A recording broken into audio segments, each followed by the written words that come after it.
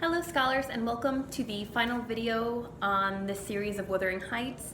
We are going to pick up at chapter 28 and discuss all the way through the ending of the novel. I know that many of my students are turning in their final essays today, so perhaps it might help those who are, looking for some evidence at the last moment. But if not, the more important goal here is to finish this series. And who knows, maybe my students in the future might watch this, or other students on YouTube, I guess you never know. But I did want to bring this to a conclusion. So starting in chapter 28, in this edition, on page 269, Linton Heathcliff, now that he's married, little Kathy under duress, he refers to her as my wife. On the bottom of 269, she's my wife. On 270, mine, the repetition of the word mine. So anything where you're kind of doing a study of men's roles, women's roles, feminist reading of the text, I would definitely pay attention to the repetition of those possessive words. On the top of 271, this just kind of breaks my heart, just thinking if I was little Kathy, how he breaks her precious object, the locket that is, that she holds so dearly, he breaks it. Heathcliff also, there's some reference to violence on that page too. So just on page 270, 269, 271, a lot going on there with Linton Heathcliff in terms of possession of his now wife and everything that was once hers. On the bottom of 272, just kind of a sad, another point on how deep Heathcliff's revenge is. He has bought out the lawyer that Edgar Linton was going to have come on his deathbed to help him revise his will a little bit. So on the bottom of 272, you do find out a little bit more about how the lawyer was delayed, and just like a little thing that Heathcliff did. Well, it's actually quite a big thing, but just another thing that he's done to try to prevent Edgar from even having his way on his deathbed. So the revenge is thick. On 274, there's just sort of this idea that you find out, why Nellie, where we are in the story with Nellie. All the servants have been fired except Nellie once Edgar passes and Heathcliff kind of takes control of Thrushcross Grange. Another thing that he does on 274 is you find out that Heathcliff actually tried to prevent Edgar from being married next to Catherine, his wife, but luckily there was some will that had that listed, so he was unable to do that. On 276, Heathcliff refers to his own son as a cobweb, says a pinch would annihilate him. So in terms of sort of any stereotypical male attributes or descriptions, I just think it's interesting. We've talked a lot about animal imagery in this book, but the idea that his own son is referred to as a cobweb, I just think that's kind of rich, a rich sort of image or idea to maybe analyze. On 277, little Kathy tells Heathcliff that, you have nobody to love you and you have no one, and she kind of stands up for herself. Just a cool little Kathy moment. But now we get to the bottom of 277 and 278. So as my students know, I find this deeply romantic, also macabre and definitely disturbing, but Heathcliff on the bottom of 277 talks about this idea about how he got the sexton. His dream was to have one half of Catherine Earnshaw's coffin removed, and then when he dies, he wants one half of his coffin removed, so that when they dissolve, when they decompose, their bodies will mix and mingle together. Now, part of this is for his love of Catherine, but he also says it's also part of his revenge on Linton too, on Edgar Linton. Says by the time Linton gets to us, he'll not know which is which. It's like also to kind of spite a decomposing body. On 278, there's this phrase about 3 or 4 paragraphs down that says, dissolving with her and being more happy still. You also learn on the bottom of 278, at one point he had the dream of holding her body in her dead body in his arms again, because obviously when Edgar died, they've dug up that plot. He says, I got a spade from the tool house and began to delve with all my might and scrape the coffin. He has this dream of holding her dead body again. If you're doing anything with Freud and the uncanny and anything about death and dead bodies, this is rich. But yeah, I think it's awesome. Maybe that tells you a little bit more about me, but at the same time, I just think 276 to 278 is just so interesting. One of my favorite parts of the book. Either it shows you just how deep the love was between these two, or how toxic it was, perhaps, although I think it's love, but also just so dark and so kind of twisted and gothic. So take a look at 277 to 278, please, in depth for sure. On 280, I had mentioned how it makes me so sad that little Kathy, in the midst of losing just everything, loses her precious object. You know, that I guess it's sort of like a locket of her parents. But she also loses her pony, and I just think this is like, my gosh, Heathcliff, you will stop at nothing. So on 280, he says, "You may do without your pony. It is a fine evening, and you'll need no ponies at Wuthering Heights." He's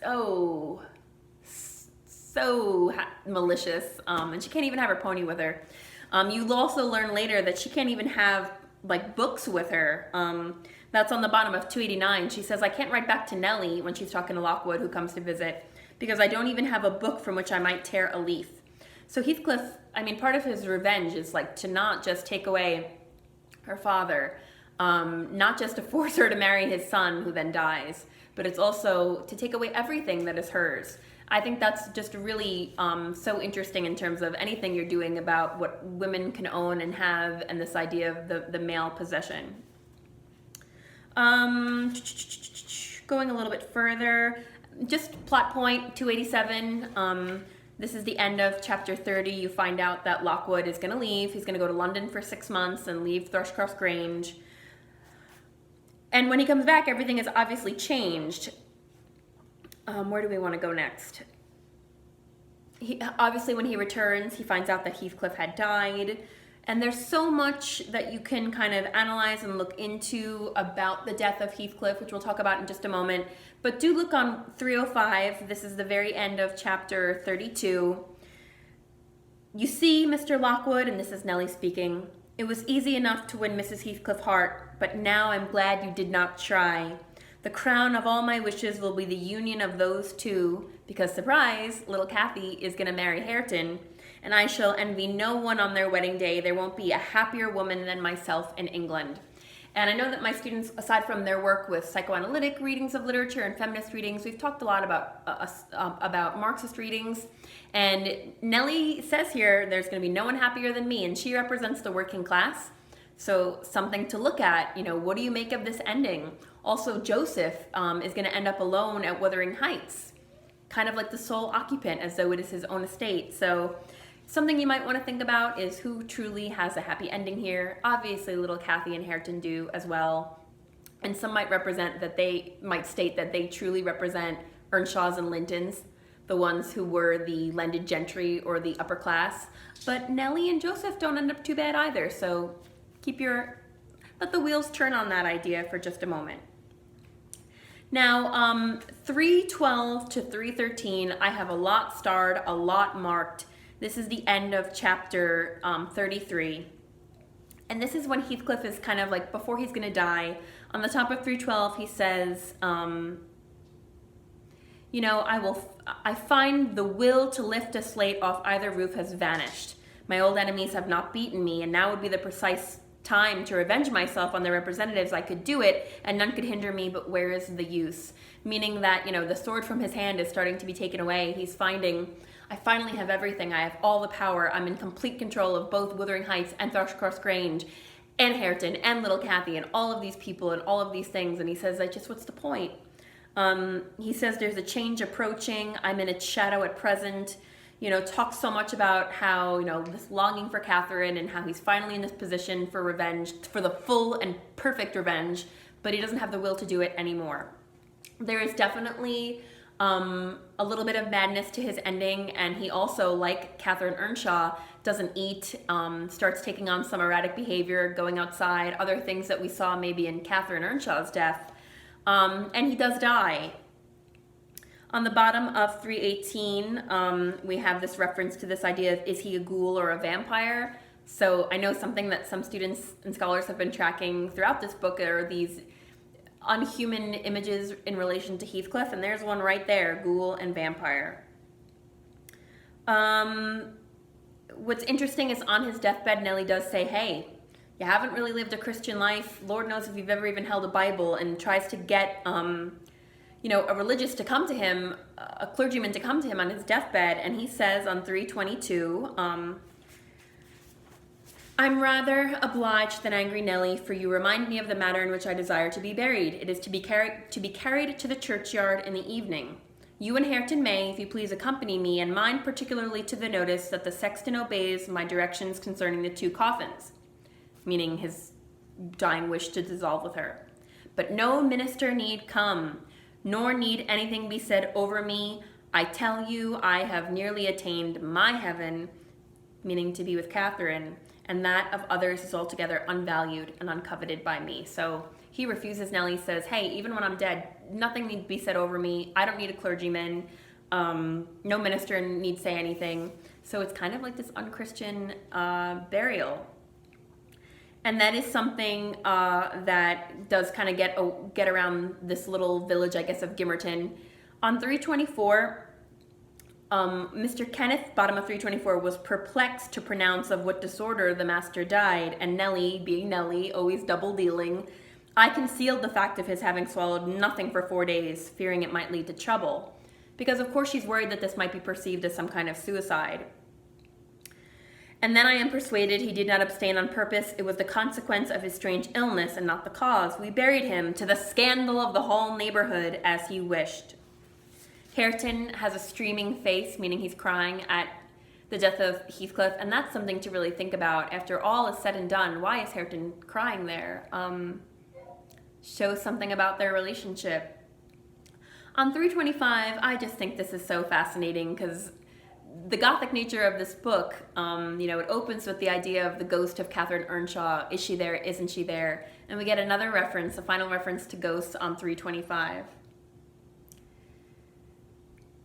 I hope its tenant sleeps as soundly, but the country folks, if you ask them, would swear on the Bible that he walks. There are those who speak to having met him near the church and on the moor and even within the house. Idle tales, you'll say, and on the moor and even within this house. Idle tales, you'll say, and so say I. Yet that old man by the kitchen fire affirms he has seen 2 of them, looking out of his chamber window on every rainy night since his death. And an odd thing happened to me about a month ago. I was going to the Grange one evening, a dark evening, threatening thunder. Very Gothic, right? And just at the turn of the heights, I encountered a little boy with a sheep and 2 lambs before him. He was crying terribly, and I supposed the lambs were skittish and would not be guided. What's the matter, my little man? I asked. There's Heathcliff and a woman yonder, under the nab, he blubbered, and I daren't possum. So there's a little boy who says that he's seen 2 of them. Now, is this Heathcliff and Catherine together in the afterlife as ghosts wandering around? Perhaps. Would that be Heathcliff's heaven? Would that be Catherine's heaven? Perhaps. If you think about everything you've learned about ghosts in terms of folklore and movies and everything, it would mean they're certainly not in heaven. They're not with, is it because they had some unfinished business that they needed to be together in this place finally? So if you do read them as actual ghosts, think about what that might mean and what that might say and what Bronte means and says there too. Let us take a look at the ending of this book. On the bottom of 325. They are afraid of nothing, I grumbled, watching their approach through the window. Together they would brave Satan and all his legions. As they stepped on to the door stones and halted to take a last look at the moon, or more correctly at each other by her light, I felt irresistibly impelled to escape them again, and in repressing a remembrance into the hand of Mrs. Dean and disregarding her expostulations at my rudeness. Something else I talked a lot about with my class is, Nellie has spent so much time with Lockwood and he has to put the money in her hand. He has to give her a tip. She thinks it's rude. Is it? Is it Lockwood having to reestablish the boundaries of society and social classes? Perhaps. Or is he just being kind? I vanished through the kitchen as they opened the house door, and so should have confirmed Joseph in his opinion of his fellow servant's gay indiscretions, had he not fortunately recognized me for a respectable character by the sweet ring of a sovereign at his feet. He tips Joseph too. My walk home was lengthened by a diversion in the direction of the kirk, when beneath its walls I perceived decay had made progress, even in 7 months. Many a window showed black gaps deprived of glass, and slates jutted off here and there beyond the right line of the roof, to be gradually worked off in coming autumn storms. Here we come to the final 2 paragraphs of our book. I sought and soon discovered the 3 headstones on the slope next the moor. the middle one gray and half buried in heath. Edgar Linton's only harmonized by the turf and moss creeping up at its foot, Heathcliff's still bare. So think about the imagery and even the headstones and all those things you can analyze with it. That, you know, Catherine's is half buried in the heath and the nature. Edgar's, the word harmonized is there. Maybe he's the one who is truly at peace. And Heathcliff's is bare. Maybe he, reaped what he sowed. I lingered round them under the benign sky, watched the moss fluttering among the heath and harebells, listened to the soft wind breathing through the grass, and wondered how anyone could ever imagine unquiet slumbers for the sleepers in that quiet earth. End of Wuthering Heights. Oh, that's the end. Just a quick note, he says he couldn't imagine there being unquiet slumbers, seeing that earth. It is another sort of romantic with a capital R image too, that this ends with their visiting the graves out in the open air, out in nature, not the churchyard. And also this idea of, I've asked my students too, so Lockwood, what an interesting narrator. We learned some about him, and of course Nellie is narrator for most of the book, The Inner Frame. But when you first read it, do you think that Lockwood is going to marry little Kathy? Do you think he's going to play more of a role in the actual story? Some things to think about, and that is the end. Hareton is going to marry young Kathy. Nellie is going to live with them, happy as can be. Remember, she was the surrogate mother to both of them. Joseph's going to stay at the Heights, and Lockwood is, that's the end of his tale too. So do think about the final images of those headstones, and I hope that you've enjoyed or gotten something out of these videos, and I hope that maybe even future students will as well. Thank you, scholars.